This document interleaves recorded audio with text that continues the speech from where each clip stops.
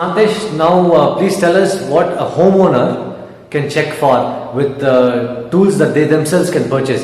Can you tell us the tool that you have in your hand? I have this tool is called as a multimeter, digital multimeter. So it will have a one phase and one neutral. So with this, you can see here, this is the socket, and this socket has both 6 amp and 16 amps. Both. The people generally say 5 amp and 15 amps, so that is not that is not a standard. Okay. 6 amps and 16 amps is a standard technology. So, but actually it is 6 amp and 16 amp? Yes. People just say 5 amp and 15 amps. amps. Okay. So we have here, you can see the bottom both two pins are there here. So always there is a standard practice. Right side will be a phase and left side there will be neutral, and the top one will be a earthing part. So here we have at this bottom are like narrow. It is narrow and this is bigger. So this narrow is 6 amps and this is 16 amps. So 3 pins. 1, 2, 3. Okay. And bottom 1, 2, 3. Okay. So see, you can see here with this multimeter, you can always check.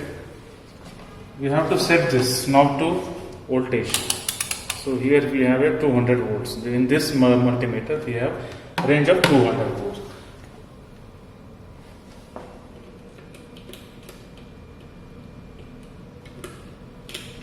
You can hold this and can check the voltage here. It will show you 230 volts. Okay. Okay. So whenever if you want to check about the earthing, we have to hold this phase right side and neutral to earth. It has to show the 230 also here. Okay. When you hold this phase to a neutral side, and it has to show at least minimum should be 0 or less than 4. Okay. 4. If it is less than 4, then earthing will be good. If it indicates more than 4, then there is some problem with the earthing. You need to take action on that immediately. Okay. So you can see that kind of a sockets are board kind of thing, and here we have a universal sockets. So these are universal sockets. Okay, universal sockets will have both 6 amps and 16 amps. So you can see the pin here. It is absolutely like a whole kind of thing, and so both the 16 amp and 6 amp will fit in this. Fit but in it is this, a different type of universal plug. Universal plug. Okay, fantastic. So the same operation is same. So it is controlled by one switch. Okay. Mantesh, you spoke to us about 6 amp and 16 amp. Yes. Can you give us examples of what is a 16 amp and what is 6 amp, which are where they are used? See, in our home we have different kinds of appliances. So some appliances require 6 amps and some appliances require 16 amps. For example, iron box and your refrigerator, it will fit into a 6 amps sockets. So 6 amps power is required for these things. For washing machine and geyser point, you must require 16 points because the So load. even an AC will have a 16 amp. Yes, absolutely. 16. It will have 16 amps because the load will be more for this. So that means that this is also taken into consideration when you are giving a backup for your home from the DG in your apartment. Yes, absolutely. These all loads will be taken into consideration for the sizing of a DC. So that means that if somebody says you have 50% capacity and 100% capacity, so if it is 50%, that means you'll have to switch off your geyser and your AC and use the light and everything else in your home. Is that the way it is? In that way also it is. Another way is the circuits will be connected to particularly only lighting and ceiling fans. Okay. So that will the DC will whenever it is switched on, only lighting and fans will be on. Other appliances will be off. So there will be no supply at all to those places. There will be no supply to that. Okay, fantastic. Mr. Mahantesh, so now people have moved into their house or they want to check if you have your own tools.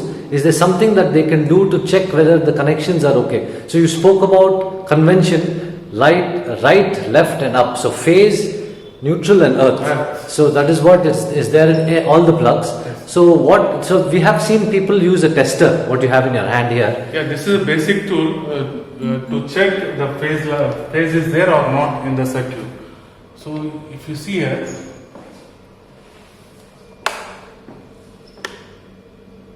so these are safety. see here, the red light is on. So it indicates to the right side we have a right side pin as a phase line. Okay. And the left side there will be no indication here. So this is a neutral.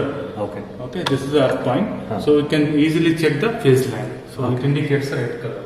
Okay. So whenever there is like if there is any problem in the socket, this will be both the side the light indication will. So if there's a light indication on the phase and neutral also, that means that there is a problem. There is a problem. Okay. We also have another tool which you are using.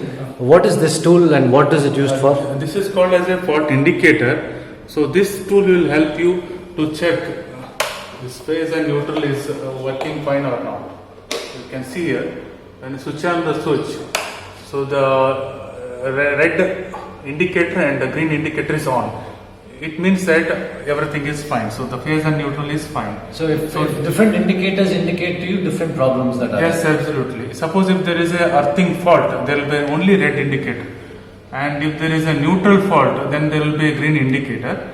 So the other indicators will be off. And if there is a line reverse, if there is a phase and neutral is reverse, then there will be a red and yellow indicator in this. It will be switch on.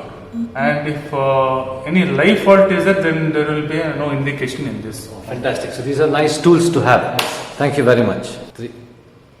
Mr. Mahatesh, you are talking about the different conditions in a plug, where we just talked about the phase and neutral being reversed. Could you please explain what is the effect of phase and neutral being reversed in the switch? See, if there is a change in the phase and neutral, and if that will have some problems. One thing is, in case of a motor, the motor will start running in reverse. So that is one case. And the other case is motor in the case, it's a water pump. yes, it's a water. Water pump. If it reverses, Then there will be a vacuumation in the pump side. What is vacuumation? It will pull out the air in the coil.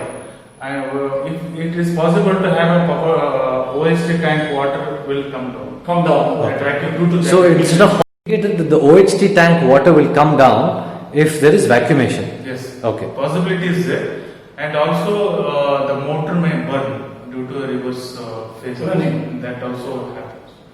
So and one more other possibilities are for other appliances you may get a shock due to a phase reversal.